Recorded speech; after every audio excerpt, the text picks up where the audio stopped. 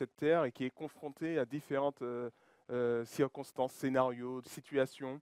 Et c'est intéressant de voir comment Yahvé se comporte dans cette situation-là, comment Dieu agit. Et c'est vrai que Jésus est le reflet de la gloire du Père et il est la révélation parfaite de Dieu. Et c'est intéressant de voir comment Dieu se comporte dans une situation, dans un pays, dans un monde, disons, où il y a des difficultés, il y a des injustices, il y a toutes sortes de choses qui ne tournent pas rond. Et pourtant, on voit Dieu qui agit et qui fait des choses extraordinaires. Donc, redécouvrir Jésus, c'est l'objectif que je me suis donné, en tout cas, en abordant cette série de prédications. En même temps aussi pour nous aider à nous poser des bonnes questions, nous interpeller. Qu'est-ce que nous apprenons sur Jésus et qu'est-ce que cela nous dit aussi sur nous? Donc, on est parti dans cette découverte. Alors la fois dernière, on avait commencé une mini-série qui se retrouve dans le livre de Marc, du chapitre 4, verset 37 à la fin du chapitre 5, où on voit différents moments, différentes circonstances où Jésus manifeste son autorité. La fois dernière, on avait vu que c'était à travers les éléments. Les disciples qui se retrouvent au milieu de la mer. Les disciples, parmi eux, il y avait des personnes qui étaient expérimentées, de bons marins, des personnes qui connaissaient, qui avaient vraiment, oui, l'expérience nécessaire pour naviguer. Et certainement ne ressentaient pas le besoin d'avoir le secours de Jésus parce que c'est eux qui gèrent. Si Jésus, lui, c'est le prédicateur, eux, ce sont les navigateurs. Donc Jésus se repose et nous, on gère parce qu'on sait faire. Et finalement, il s'avère qu'ils se retrouvent dans une situation où ils sont totalement dépassés, démunis, et ils se tournent vers Jésus plutôt pour que Jésus puisse intervenir. Enfin, ils se tournent vers lui, non pas pour qu'il puisse intervenir, mais pour qu'il puisse paniquer avec eux. On lui avait mis des fers aux pieds, mais il cassait les chaînes et brisait les fers. Personne ne pouvait le maîtriser. Sans cesse, nuit et jour, il errait parmi les tombes et sur les montagnes en hurlant, en se blessant contre le rocher. Donc ici s'arrête notre lecture pour l'instant. Donc là, nous retrouvons Jésus qui arrive à une rive, disons, c'est dans un territoire, disons, païen. Il n'est plus au sein du peuple d'Israël. Là, il s'est éloigné. Et on retrouve cela 2, 3 fois dans les évangiles où Jésus, même si principalement il a exercé son ministère parmi son peuple, il lui arrivait de temps en temps de s'éloigner, comme dans ce récit où il arrive dans une terre un peu plutôt grecque, une terre païenne, où ce ne sont pas des Juifs qui habitent sur ce territoire. Et dans ce passage, voilà, nous retrouvons Jésus qui manifeste son autorité, non plus sur la création comme on l'a vu la fois dernière, mais plutôt sur les forces démoniaques. Et il est intéressant de constater, et ça c'est toujours intéressant de comparer les lectures avec les autres livres, les autres évangiles qui racontent souvent les mêmes histoires, mais de manière des fois différente, avec des détails en plus ou en moins. Et là, on voit que Marc prend le soin d'apporter une description détaillée de la situation d'un homme sous l'emprise d'un démon. Cet homme, tout comme les lépreux, se retrouve exclu de la société. C'est vrai que les lépreux, on les mettait hors de la ville, et bien, la manière, lui aussi, se retrouve hors de la ville, se retrouve parmi les tombeaux. À cause de sa dangerosité, justement, parce qu'il était incontrôlable, il était dangereux pour la population. À plusieurs reprises, on voit qu'ils ont essayé de le maîtriser, il a manifesté une force même surhumaine, puisqu'à plusieurs reprises, il a cassé des chaînes, il a cassé des fers, et qui le retenaient de telle sorte que les villageois n'ont pas eu d'autre solution que de l'exclure de la ville, parce qu'il était dangereux pour les villageois. Cela montre l'intensité de la démonisation de cet homme, qui ne pouvait vivre parmi les hommes à cause du danger qu'il représentait. Et on constate que ne pouvant plus s'attaquer aux autres, le démon se retourne contre lui, puisqu'on voit que le soir, nuit et jour, il est torturé par ce démon, il se retrouve à se blesser contre les rochers. Donc il est dans une posture d'autodestruction, et Marc prend vraiment le soin de nous montrer la gravité de la situation. Et c'est vrai que cette description d'un homme qui vit parmi les morts et sous la domination du diable est la même description que Paul fait des hommes qui étaient sans Dieu, de ses lecteurs qui étaient sans Dieu, puisqu'il nous dit dans Éphésiens chapitre 2, verset 1, c'est l'apôtre Paul là qui parle, il dit « Autrefois, vous étiez morts à cause de vos fautes et de vos péchés. » De la même manière, cet homme se retrouve parmi les morts quelque part dans les tombeaux. Il est mort un peu dans la vie de la société, il n'a plus de poids, il n'a plus de relation avec la vie des hommes, il se retrouve parmi les morts. Et l'apôtre Paul nous dit que, limite, autrefois, on ressemblait à ça, parce que vous étiez morts à cause de vos fautes et de vos péchés. Par ces actes, vous conformiez alors votre manière de vivre à celle de ce monde, et vous suiviez le chef des puissances spirituelles mauvaises. Cet esprit qui agit maintenant dans les hommes rebelles à Dieu. Et puis il continue verset 3, « Nous aussi, nous faisions autrefois tous partie de ces hommes. Nous vivons selon les mauvais désirs d'hommes livrés à eux-mêmes, et nous accomplissions tout ce que notre corps et notre esprit nous poussaient à faire. Aussi étions-nous par nature voués à la colère de Dieu, comme le reste des hommes. » Et c'est assez intéressant de voir qu'il nous dit, l'apôtre Paul, qu'on était quelque part sous l'emprise des forces spirituelles du mal, parce que nous étions sans Dieu. Et on constate cela concernant cet homme aussi, qui est sous l'emprise du diable. Tous les hommes sans Dieu sont sous l'influence du diable, qui encourage les hommes à persister dans leur révolte contre Dieu. Bien entendu, l'homme dans notre histoire est dans un stade beaucoup plus avancé dans l'influence démoniaque, parce qu'on voit sa situation qui est totalement catastrophique. Et certainement, il a dû toucher à des choses qui plutôt graves, hein, des choses occultes ou je ne sais, pour se retrouver dans cette situation totalement d'esclavage par rapport aux démons. Mais cela n'empêche que la situation de cet homme donne une description du projet de Satan, des puissances spirituelles mauvaises pour les hommes, à savoir la déchéance, à savoir la destruction. Il cherche à détruire l'homme, à leur faire perdre finalement, faire perdre aux hommes leur dignité. Et c'est ce qu'on constate dans ce texte. Le diable et ses démons se sont révoltés contre Dieu, nous dit Apocalypse chapitre 12, verset 4, hein, et finalement ne pouvant atteindre Dieu, le diable et ses démons, justement, se sont tournés vers ceux qui portent l'image de Dieu afin de défigurer cette image. Ils ne peuvent pas atteindre Dieu, ils se tournent vers les images de Dieu pour défigurer ces images. De plus, ils savent qu'ils n'ont en aucun cas ils pourront gagner cette bataille. Ils savent que cette bataille est perdue. Ils savent que le jugement est inéluctable, ce jugement viendra. Dans l'attente de ce jugement, ils font le plus que possible de mal, ils essayent de produire le plus de souffrance que possible, de détruire le plus que possible dans l'attente de ce jugement.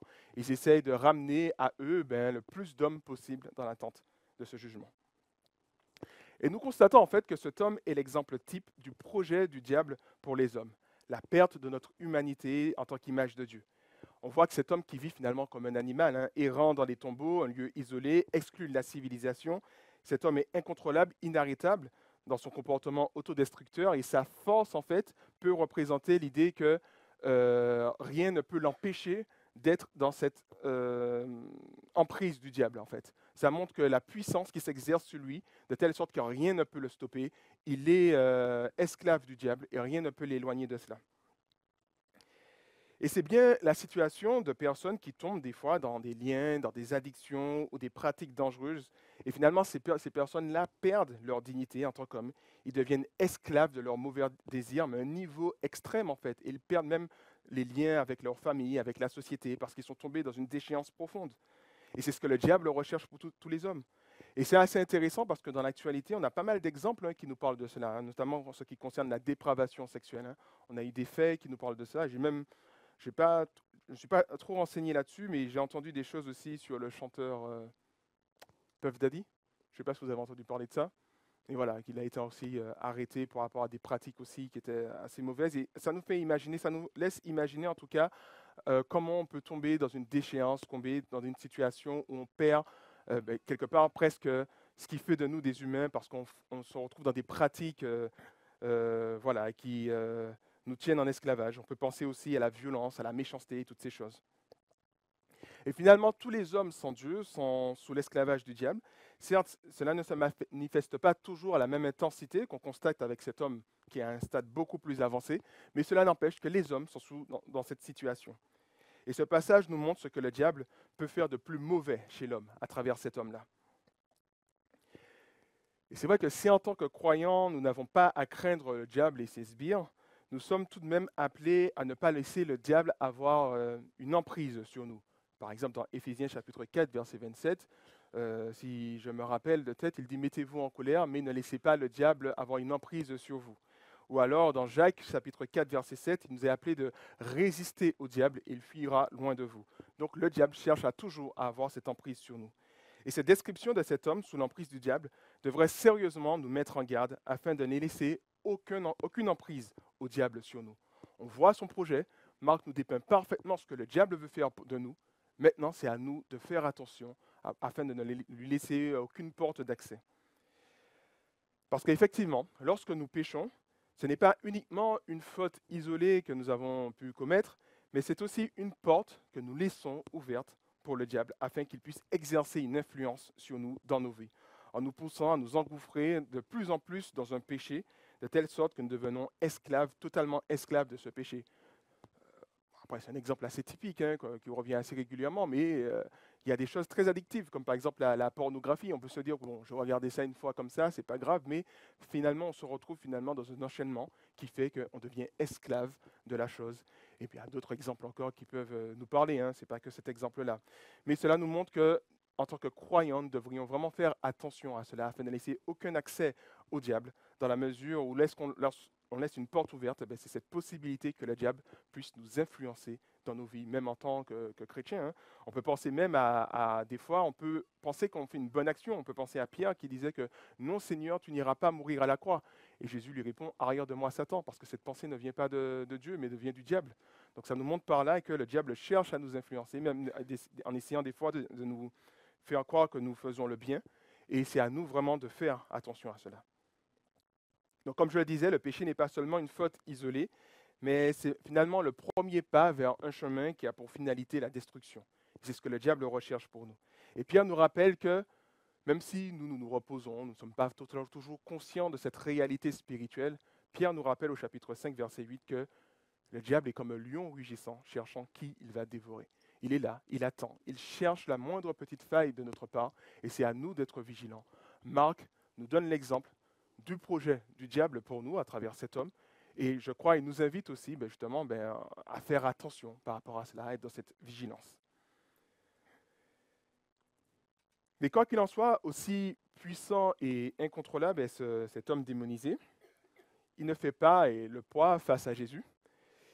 Et finalement, cet homme qui dominait tous ceux qui cherchaient à le maîtriser, se retrouve sans défense devant Jésus. Et je vous invite à suivre la lecture avec moi de la suite de notre texte. D'aussi loin qu'il vit Jésus, il accourut, se prosterna devant lui et lui cria de toutes ses forces, « Que me veux-tu, Jésus, fils du Dieu très haut? Je t'en conjure, au nom de Dieu, ne me tourmente pas. » Car Jésus lui disait, « Esprit mauvais, sors de cet homme. » Jésus lui demanda, « Quel est ton nom? » « Je m'appelle Légion, lui répondit-il, car nous sommes une multitude. » Et il pria instamment Jésus de ne pas les renvoyer du pays. Alors il y avait par là, sur la montagne, un grand troupeau de porcs en train de paître. Les esprits mauvais supplièrent Jésus, « Envoie-nous dans ces porcs pour que nous entrions en eux. » Jésus le leur permit. Ils sortirent donc de l'homme et entrèrent dans les porcs. Aussitôt, le troupeau, qui comptait environ 2000 bêtes, s'élança du haut de la pente et se précipita dans le lac où elles se noyèrent. Justement, à travers le verset 13, ça nous montre encore une fois à nouveau le projet du diable pour l'humanité. De la même manière qu'il a, tout de suite, lorsque les démons sont entrés dans ces porcs, ils ont envoyé ces porcs à la mort. De la même manière, c'est ce projet qu'il a pour nous aussi, nous envoyer également à la mort. En tout cas, comme je disais, on voit que Jésus, lui, domine cette situation, manifeste une certaine autorité vis-à-vis de cet homme possédé, cet homme qui était incontrôlable. Jésus semble, est celui qui manifeste cette autorité. Et cette supériorité de Jésus se voit à plusieurs niveaux dans notre texte. Déjà, le démon reconnaît le rang suprême de Jésus, puisqu'il lui dit, il l'appelle le Fils du Dieu très haut.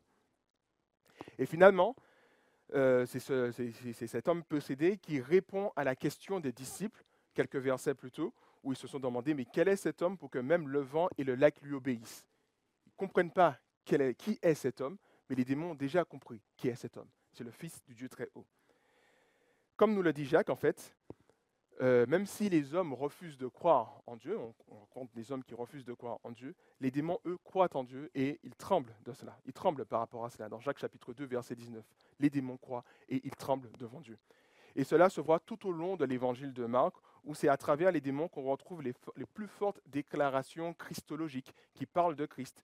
Par exemple, au chapitre 1, verset 24, il nous est dit « Tu es le Saint, envoyé de Dieu », c'est un démon qui parle ainsi. Ou un autre démon qui dit « Tu es le Fils de Dieu », au chapitre 3. Donc on voit à travers cela que même si les hommes ont toujours eu un doute concernant l'identité de Jésus, on le voit dans l'évangile de Marc, les démons savaient qui était Jésus et craignaient Jésus par rapport à cela. Ainsi, dans notre texte, l'homme sous l'emprise des démons se prosterne devant le Fils du Dieu très haut. Cet homme qui était incontrôlable se prosterne devant le Fils du Dieu très haut parce qu'il reconnaît la supériorité de Jésus. Et puis cette supériorité peut se voir également à travers le nom du démon, le nom qu'il se donne, à savoir Légion. Et je crois qu'il est important de préciser quelque chose par rapport à cela, par rapport au nom du démon. Lorsque Jésus lui pose cette question, ce n'est pas dans une perspective, disons, superstitieuse, comme cela se faisait à son époque, où c'était à travers des rites bien spécifiques qu'on pouvait chasser des démons, entre autres connaître le nom du démon pour le chasser, parce qu'il y avait tout un rite spécifique que les gens faisaient à l'époque. Jésus ne rentre pas dans ce cadre-là. En effet, on constate déjà que c'est la seule fois où Jésus demande à un démon son nom. En général, il ne le fait pas. Donc il ne rentre pas dans un rite de toute une préparation bien spécifique pour chasser le démon. Ce n'est pas ça son objectif, puisque c'est la seule fois qu'il pose la question. Et de plus, Légion ne fait pas référence au nom du démon, mais plutôt au nombre.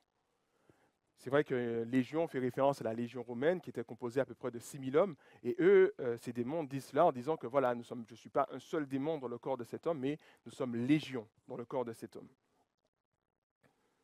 Et donc, si Jésus était dans cette perspective où il fallait connaître le nom du démon, ben, il aurait fallu qu'il connaisse le nom de chaque démon qui est dans son corps. Donc, ça a pris énormément de temps, puisqu'ils disent qu'ils sont très nombreux. Alors, on peut dire que non, Jésus n'a pas fait cela dans cette perspective superstitieuse. S'il lui demande son nom, c'est certainement pour que les disciples puissent prendre conscience de la gravité de la situation de cet homme. Une armée de démons habite cet homme, montrant par là qu'il est totalement, quelque part, fichu. Et Jésus, c'est intéressant, se retrouve seul face à une multitude de démons. Certains commentateurs disent aussi que certainement les démons ont parlé comme cela pour intimider Jésus. Nous sommes légion, nous sommes tous unis, toi tu es tout seul, donc si tu veux on négocie. Je ne sais pas, mais si tu veux, voilà, je veux pas, ils veulent en tout cas chercher au minimum à impressionner Jésus, selon certains commentateurs. Mais à aucun moment dans notre texte, le texte en tout cas nous laisse imaginer que Jésus est en danger dans cette situation. C'est lui qui ordonne et les démons ne tentent pas de se révolter contre lui, mais plutôt de négocier. C'est plutôt dans la supplication. Il y a même qu'il prie, il nous a dit qu'il pria instamment Jésus. Donc il adresse cette prière quelque part à Jésus, lui demandant envoie-moi plutôt dans les ports. Et c'est assez intéressant de voir que cet homme qui était totalement captif d'une multitude de démons, il était finalement au-delà de toute aide humaine. Personne ne pouvait l'aider. Il était dans une situation totalement désespérée, mais pas au-delà de l'autorité de Jésus qui intervient et qui va délivrer cet homme. Oui, Jésus manifeste son autorité en libérant cet homme sous l'emprise des démons. Cet homme, encore une fois, qui était sans espoir, a trouvé une solution en Jésus. Comme je l'ai dit précédemment, Marc insiste plus que les autres évangiles, Matthieu et Luc, sur certains détails concernant la situation désespérante de cet homme. Et là où une population s'est retrouvée impuissante devant le cas désespéré de cet homme, Marc démontre comment Jésus a fait preuve d'une grande puissance en libérant cet homme qui, selon son entourage, était totalement perdu. Libère cet homme de cette multitude de démons. Et ça nous montre vraiment la différence de puissance. Toute une population essaye de gérer cet homme, n'arrive pas. Jésus arrive et règle cette situation. Ça nous rappelle aussi le texte précédent, des gens expérimentés qui essayent de se débrouiller comme ils peuvent, mais ils n'arrivent pas, ils sont totalement perdus, ils sont dans le désespoir, et Jésus intervient là où il y a plus d'espoir, et Jésus ouvre une porte. Et c'est vrai que cette délivrance anticipe une plus grande libération que nous découvrons dans la Bible concernant tous les hommes et les femmes qui seront libérés justement à travers la croix de Jésus. Dans Colossiens chapitre 2, versets 14 à 15, il nous est dit que Christ a désarmé ses puissances, ses autorités qui étaient là, qui avaient une emprise sur nous à cause de notre péché, à cause de notre rébellion vis-à-vis de Dieu. Mais nous avons été pardonnés en vertu de ce que Jésus a accompli pour nous. Les forces démoniaques n'ont plus cette emprise sur nous. Nous ne faisons plus partie de ceux qui sont en rébellion contre Dieu, mais de ceux qui ont été pardonnés par lui, de ceux qui sommes devenus ses enfants. Et tant que nous étions dans cette situation de péché, de rébellion contre Dieu, nous étions sous l'emprise du chef des démons, du diable. Maintenant, étant réconciliés avec Dieu, le diable a perdu, en tout cas, cette emprise sur nous. Et ça, c'est important de nous rappeler cela et de nous réjouir de cette victoire. Le diable a perdu cette emprise sur nous, mais il n'a pas lâché l'affaire. Et il va chercher par tous les moyens à nous faire perdre, en tout cas, cette relation avec Dieu, de nous faire sortir sous l'autorité de Jésus afin qu'il puisse nous dévorer, comme nous dit Pierre. Et étant le père du mensonge, il cherchera à nous mentir en nous décourageant, en nous faisant croire, par exemple, que Dieu ne nous aime pas, que nous ne sommes pas de bons chrétiens, que nous ne méritons pas son amour, que nous sommes indignes de l'amour de Dieu, nous sommes de mauvais chrétiens, que nous ne valons rien. Et tous ces mensonges sont là justement pour nous éloigner de Dieu, pour faire en sorte que nous puissions retomber dans une situation où il peut avoir une force sur nous. Et il est important de nous rappeler justement l'œuvre historique de Jésus-Christ à la croix, où une fois pour toutes, il nous a délivrés, il nous a arrachés des griffes du diable, il nous a fait entrer dans sa famille, entrer dans la famille de Dieu, nous sommes devenus les enfants de Dieu. Et tant que nous demeurons sous l'autorité de Jésus, le diable peut éventuellement désespérément gesticuler dans tous les sens afin de nous effrayer, mais c'est tout ce qu'il peut faire en fait. Il ne peut rien faire tant que nous restons sous la protection de Dieu. Lorsqu'il tente de nous induire en erreur, comme je l'ai dit, puisque c'est le père du mensonge, et certainement vous pouvez avoir des pensées comme ça, que Dieu ne vous aime pas, ou je ne sais, ou toutes sortes de pensées négatives, lorsqu'il tente de nous induire en erreur, mettant en nous des pensées qui sont contraires à la Bible, nous pouvons aussi le faire taire et le chasser, en invoquant le nom de celui qui nous a garanti l'amour indéfectible de Dieu, à savoir Jésus-Christ. En prononçant le nom, alors ce n'est pas d'une manière encore une fois superstitieuse, je prononce un nom afin que le diable puisse partir, mais c'est en vertu de ce que Jésus a accompli. C'est rappeler quelque part au diable ce que Jésus a accompli. Lui rappeler que tu n'as plus d'autorité sur moi, tu n'as plus de puissance sur moi, tu n'as aucune revendication sur moi, parce que j'appartiens à Jésus-Christ. Et au nom de Jésus-Christ, je fais taire ses pensées, par exemple. Au nom de Jésus-Christ, je résiste à ce péché qui est en train de me tenter quelque part. Donc, c'est vraiment dans cette idée où nous prenons conscience que le nom de Jésus-Christ, comme le dit ce chant, est le plus haut que tous les noms, et c'est ce nom qui nous délivre, c'est le nom qui nous rappelle que nous appartenons à Dieu. Et c'est vrai que cette lutte entre Jésus et les démons, que nous constatons tout au long des évangiles, puisqu'au chapitre 3, Jésus dira aussi qu'il est venu lier l'homme fort pour prendre ses possessions, puisque l'homme fort, c'est le diable qui nous tenait en grippe, et justement Jésus est venu pour lier cet homme fort, parce qu'on disait à Jésus que c'est au nom de Belzébul, au nom du diable, qu'il chassait les démons, et Jésus dit que non, il est en guerre, au contraire, contre le diable, et il vient retirer les possessions du diable pour les délivrer de la main du diable. Et cela nous rappelle en fait qu'il y a une guerre, il y a une lutte, et qu'il y a un combat spirituel. Et c'est ce qu'on voit dans la Bible.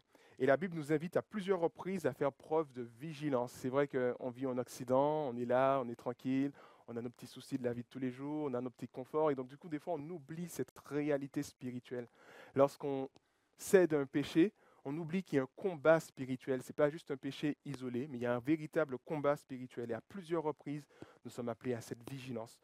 Comme je l'ai dit, par exemple, quand j'ai parlé de la réunion de prière, appelé à cette vie équilibrée, appelé à cette modération, ça rentre dans cette idée de vigilance par rapport à la situation actuelle, une situation où il y a un véritable combat spirituel. Donc 2 Corinthiens, chapitre 2, verset 11, Paul nous rappelle de ne pas nous laisser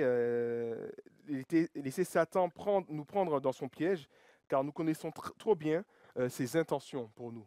Donc il rappelle cette réalité aux Corinthiens. Ne tombez pas dans le piège de Satan. Vous connaissez trop bien ses intentions pour vous. Il y a cette réalité, il y a ce combat spirituel. Et le chrétien est amené à vivre ce combat. Et notons que,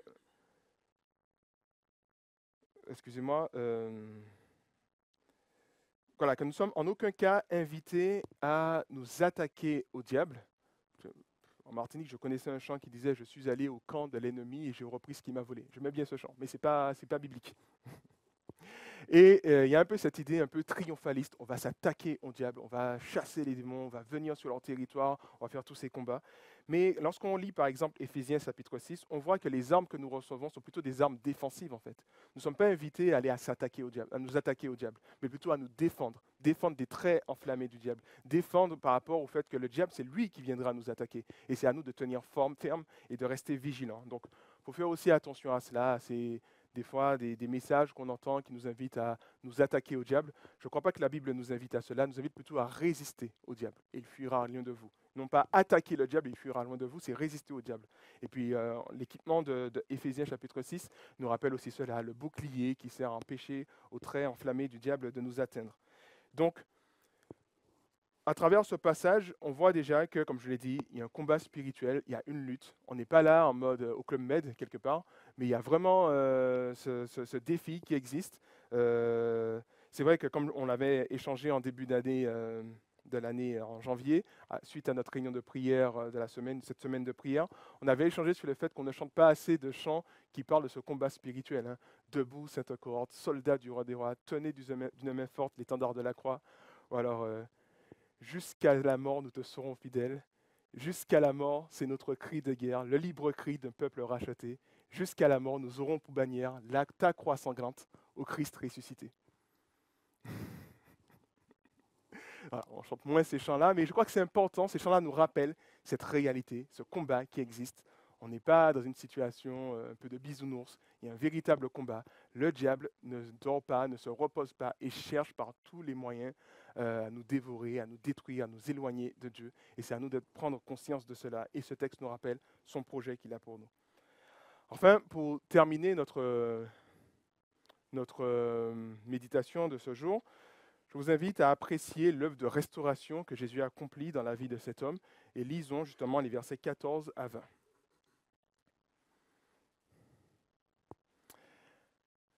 Les gardiens s'enfuirent et allèrent raconter l'histoire dans la ville et dans les fermes. Les gens vinrent donc voir ce qui s'était passé. Arrivés auprès de Jésus, ils virent l'homme qui avait été sous l'emprise de cette légion de démons, assis là, habillé et tout à fait sain d'esprit. Alors la crainte s'empara d'eux. Ceux qui avaient assisté à la scène leur racontèrent ce qui était arrivé à cet homme et au port. Et les gens se mirent à supplier Jésus de quitter leur territoire. Au moment où Jésus remontait dans le bateau, l'homme qui avait été délivré des démons lui demanda s'il pouvait l'accompagner. Mais Jésus ne lui permit pas. Il lui dit, « Va, rentre chez toi, auprès des tiens, et raconte-leur ce que le Seigneur a fait pour toi, et quelle compassion il a eue pour toi. » Alors il s'en alla et se mit à proclamer dans la région des 10 villes ce que Jésus avait fait pour lui, au grand étonnement de ceux qui l'écoutaient.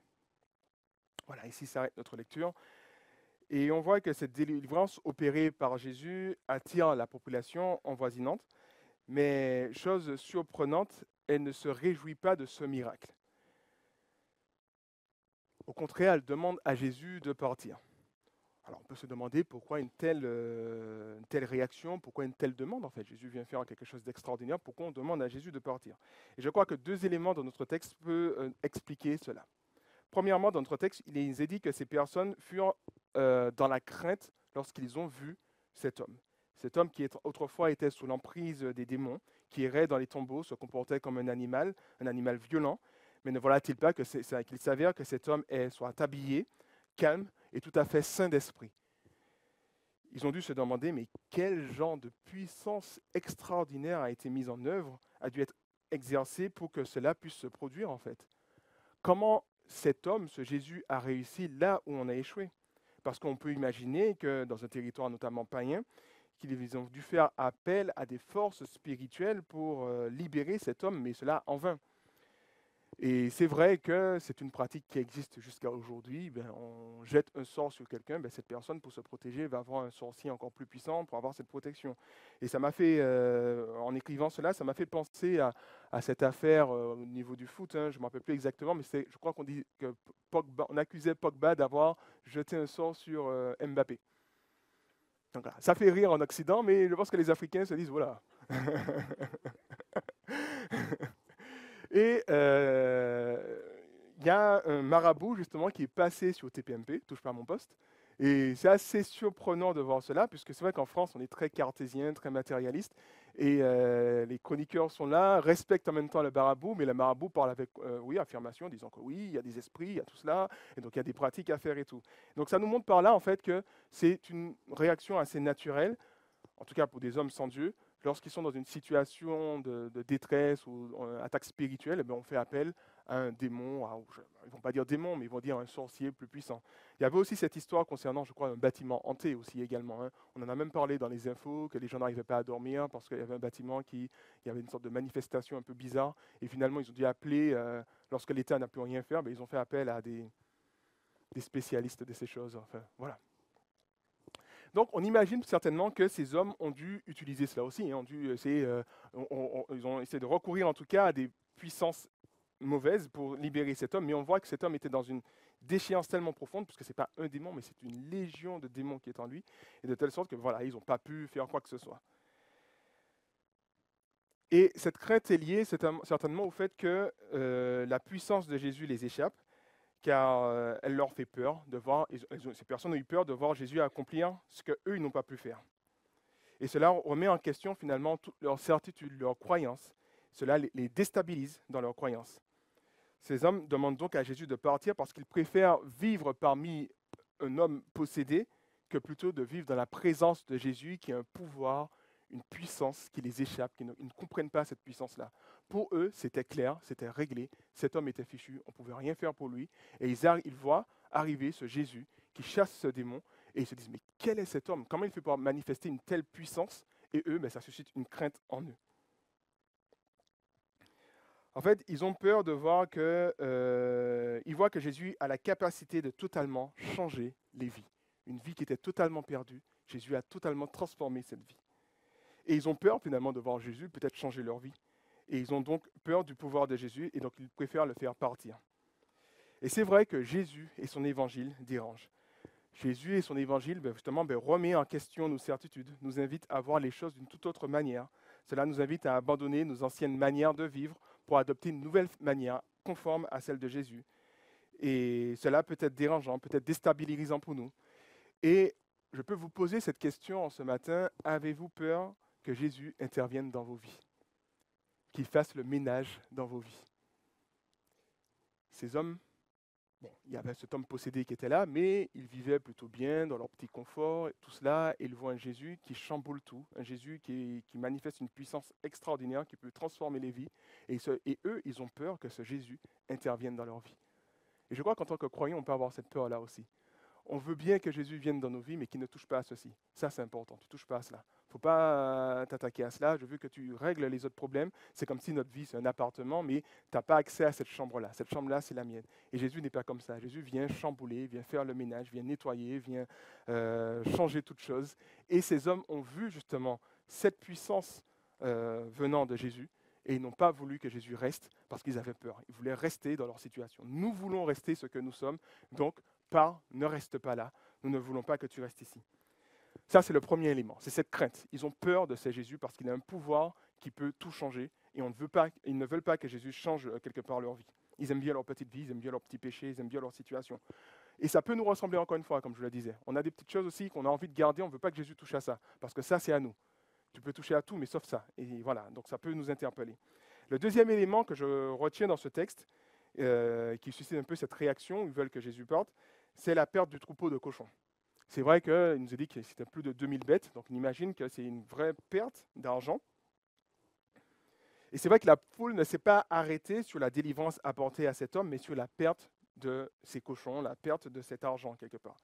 Et ils ne partagent pas les mêmes valeurs que Jésus. Ce qui compte avant tout pour eux, ce n'est pas une vie humaine, mais leur richesse quelque part. Et c'est assez intéressant de voir que Jésus a fait tout ce détour pour arriver dans ce territoire païen pour uniquement délivrer cet homme et repartir. Donc ça montre un peu l'importance que l'humanité, que l'être humain, que l'individu a pour Jésus, où il fait tout ce détour justement pour aller dans ce territoire, juste sauver cet homme et repartir. C'est tout ce qu'il a fait. Donc ça nous montre que cet homme et nous avons de la valeur aux yeux de Jésus. Donc ils ne partagent pas les mêmes valeurs que Jésus et Jésus les invite justement à travers ce miracle à réévaluer ce qui a réellement de la valeur. Il leur montre par là que, au contraire, vous devriez, à travers cela, il leur montre par là qu'ils devraient se réjouir de la délivrance de cet homme et non pas de la perte de ses richesses. Et c'est vrai que c'est contraire, en tout cas, à l'idée du diable, et qui, lui, le diable, nous, préfère nous conforter dans nos mauvaises pensées. Et ça, c'est intéressant. Le diable ne va pas nous déstabiliser. On aime des pratiques mauvaises, il va nous encourager, il va nous faire du bien, il va nous dire, voilà, reste là-dedans, c'est bien, continue dans cette pratique. Contrairement à Jésus qui dérange, qui nous dit que non, arrête cette pratique, arrête cette façon de penser, arrête de donner tant d'importance à telle chose et donne-moi plus d'importance. Et ça, justement, c'est un travail contraire que Jésus fait, et c'est un travail qui dérange, et qu'en général, on ne veut pas. On préfère justement les mensonges qui nous rassurent du diable. Vous savez, c'est ce qu'on dit, qu'on préfère un mensonge qui rassure qu'une vérité qui dérange. Et Jésus apporte cette vérité qui dérange. tandis que le diable apporte ce mensonge qui nous rassure, qui nous berce, qui nous repose quelque part. Et eux, ils étaient dans cette situation où ils n'avaient pas les mêmes valeurs que Jésus. Jésus leur montre c'est quoi la véritable valeur, et eux refusent cela. Ils préfèrent rester dans leur mensonge. Donc on voit en final que ces hommes ont peur du pouvoir de Jésus et refusent de revoir leur façon de penser et demandent à Jésus de partir. Tu es de trop ici, rentre chez toi, ne reste pas là. On ne veut pas de toi ici, on ne veut pas changer. Nous voulons rester ce que nous sommes et on ne veut pas même changer notre façon de voir les choses. Donc je crois que cela nous rappelle, nous interpelle aussi et nous rappelle est-ce que nous sommes prêts à laisser toute la place à Jésus dans nos vies. C'est vrai si nous ne connaissons pas Dieu, mais c'est encore plus vrai même lorsque nous le connaissons. Ça peut être 10 ans, 20 ans, 30 ans que nous marchons avec Dieu, mais ça fait peut-être 10 ans, 20 ans, 30 ans que nous traînons un péché qui est là, une chose qui est là et on ne veut pas se débarrasser de cela. Est-ce qu'on continue à fermer notre cœur ou alors on décide de s'ouvrir? Est-ce qu'on suit l'exemple de ces habitants ou alors on décide de céder à l'autorité de Jésus et le laisser accomplir son œuvre en nous, nous transformer? Et puis enfin, ce texte se termine avec la demande de cet homme qui veut suivre Jésus. Mais Jésus refuse. Et c'est ça contre toute attente. Jésus refuse cela. On voit que c'est quelqu'un qui veut être un disciple. Jésus lui dit non, tu ne viendras pas avec moi, mais par contre, va annoncer ce message. Et c'est assez drôle de voir que Jésus accepte la requête mauvaise des villageois, leur disant de partir, enfin lui disant de partir, et il refuse la requête noble de cet homme qui veut le suivre. Donc on voit des fois que les plans de Dieu nous échappent et il y a des choses qui nous échappent, mais on sait que Dieu est sage et sait pourquoi il agit ainsi. Et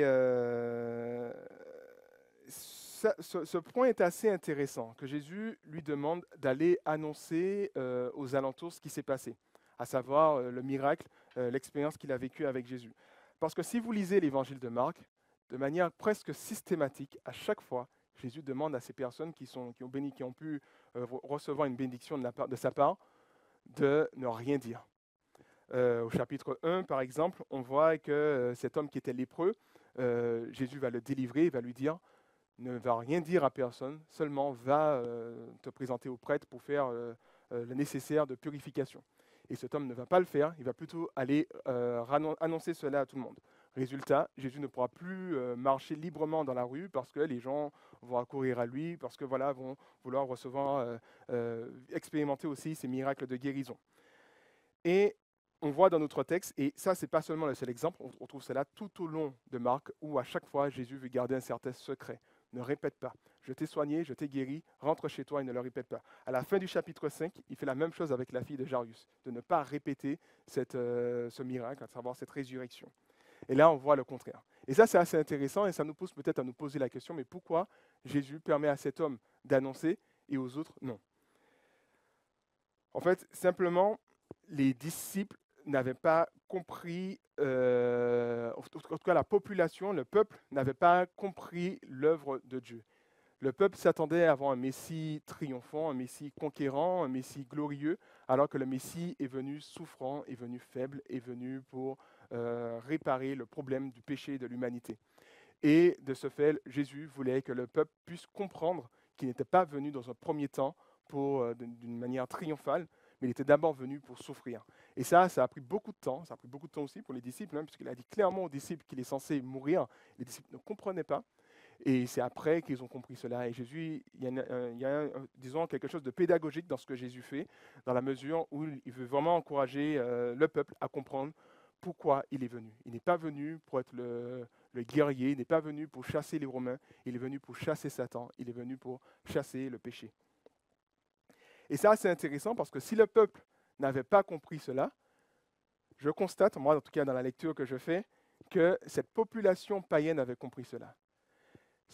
Le peuple n'a pas compris que Jésus vient pour transformer nos vies, pour nous guérir, pour nous restaurer comme il l'a fait avec cet homme.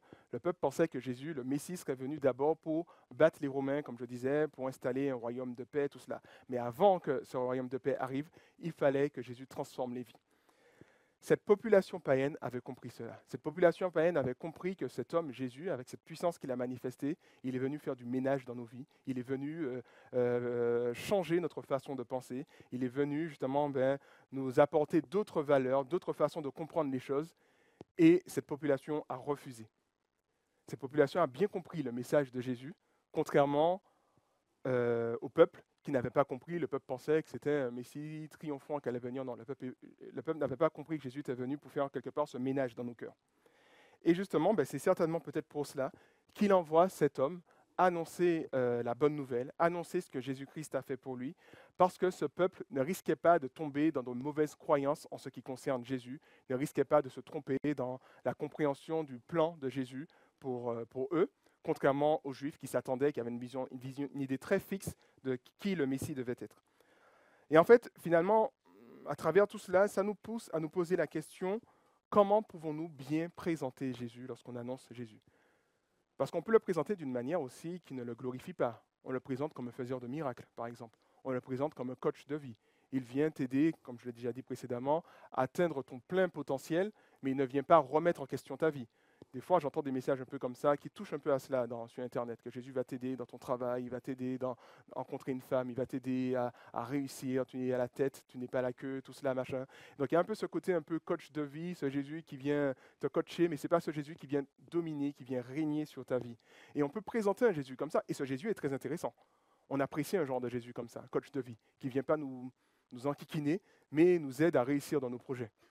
Et justement, ça nous pousse à nous poser la bonne question, mais comment nous, on présente Jésus? Parce que Jésus faisait vraiment attention à ce qu'on puisse bien comprendre qui il est. Et puis il y a encore peut-être d'autres exemples. Tout cela, en tout cas, nous pousse à nous poser les bonnes questions, à savoir, mais comment être pertinent pour notre culture, pour le pays, pour que le monde puisse comprendre réellement qui est Jésus et ses intentions pour nous. Alors, je termine. En conclusion, nous rappeler un peu tout ce qu'on a vu. Déjà, on a vu dans un premier temps que le diable cherche à nous détruire. Marc nous fait une belle description, une triste description de cette situation d'un homme totalement perdu, et ça nous rappelle quel est le projet pour nous, que le diable a pour nous. Et nous invite justement à la vigilance. Jésus, dans ce texte, nous montre qu'il est plus fort que le diable et nous invite à puiser en lui notre force, notre résistance, afin de ne pas tomber dans les pièges du diable. Au nom de Jésus, je chasse cette mauvaise pensée, cette tentation, toutes ces choses qui viendraient m'éloigner de Dieu. Ce texte nous rappelle aussi ce combat spirituel qui existe. Ce n'est pas le Club Med, comme je disais, mais il y a vraiment une réalité de combat spirituel et c'est à nous de rester vigilants, de rester éveillés.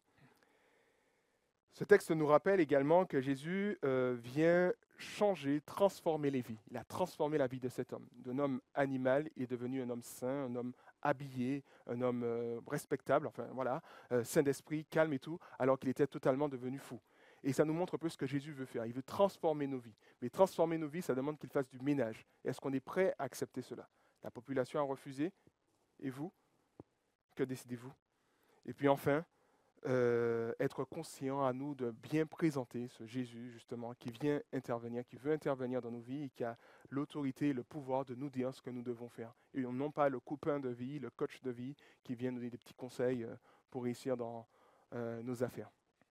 Notre Dieu, notre Père, nous te remercions pour ce temps de rassemblement, de communion fraternelle, où nous sommes là en ton nom pour te glorifier, pour être à ton écoute, pour être enseignés par toi. Et ne voilà-t-il pas qu'aujourd'hui, nous avons pu aborder un texte qui nous parle de toi, où il y a 2000 ans, tu as vécu cela, ce qui s'est passé. Tu es arrivé sur cette terre païenne et tu as fait tout ce que Marc nous relate. Et il y a énormément de leçons à en tirer par rapport à cela, Seigneur. Et je te prie, Seigneur, que tu puisses vraiment nous interpeller par rapport à ce que nous avons entendu. Alors peut-être il y a des choses qui nous ont plus parlé que d'autres, et je te prie que ces choses-là qui nous ont parlé puissent faire un véritable travail dans nos cœurs afin de véritablement nous transformer. Je te prie vraiment d'agir dans nos vies et que nous puissions être émerveillés par toi, émerveillés par ce que tu as accompli. Je te loue de ce que tu as l'autorité absolue sur les principautés, les puissances, les forces qui existent, peu importe les forces et les principautés qui existent. Tu as l'autorité sur toutes ces choses et à travers toi, nous avons ta protection et nous savons que cet ennemi, le serpent ancien, le diable, qui a tenté l'homme depuis l'origine de l'humanité, n'a aucune revendication, en tout cas sur nous, parce que nous t'appartenons et je te remercie pour cela. Je te prie de nous aider à rester accrochés à toi, de nous aider à prendre conscience de ce combat spirituel, de nous aider à rester dans cette vigilance, Seigneur, et oui, à déceler les plans de l'ennemi dans nos vies, Seigneur, afin de le chasser et de lui résister fermement, afin qu'il puisse fuir loin de nous, Seigneur. Donc, force est de constater que de nous-mêmes, nous ne pouvons pas. Nous avons besoin de toi, nous avons besoin de ton action, de ton esprit, afin de nous aider, Seigneur, dans cette lutte, dans ce combat. Que ton nom soit glorifié, que ton nom soit exalté. Je te remets la suite, je te remets notre retour chez nous, la semaine qui va commencer, et je te prie vraiment que tu puisses nous accompagner, nous bénir, que ta parole puisse rester dans nos cœurs. Je te prie au nom de Jésus. Amen.